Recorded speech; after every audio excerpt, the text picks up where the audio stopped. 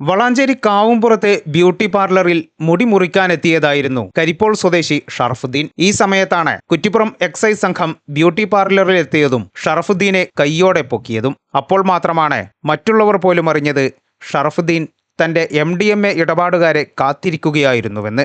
Beauty പാർലറിൽ മുടി മുറിക്കാനെന്ന വ്യാജേന MDMA വിൽപ്പനയ്ക്കെത്തിയ ഷറഫുദ്ദീനെ കസ്റ്റമേഴ്സിനെ കാത്തിരിക്കുന്ന സമയം എക്സൈസ് സംഘം എത്തി പിടികൂടുകയായിരുന്നു. 3.2 ഗ്രാം MDMA ഷറഫുദ്ദീനിൽ നിന്ന് പിടികൂടിയത്. ഓപ്പറേഷൻ തണ്ടറിന്റെ ഭാഗമായി ഓണം സ്പെഷ്യൽ ഡ്രൈവ് പരിശോധനയിലാണ് ഓണവിപണി ലക്ഷ്യമിട്ട് വിൽപ്പനയ്ക്കായി സൂക്ഷിച്ച MDMAയുമായി ഷറഫുദ്ദീനെ കുറ്റിപ്പുറം എക്സൈസ് സംഘം അറസ്റ്റ് ചെയ്തത്.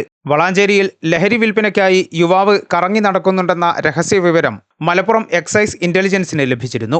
ഈ വിവരം കുറ്റിപ്പുറം എക്സൈസ് സംഘത്തിന് കൈമാറി.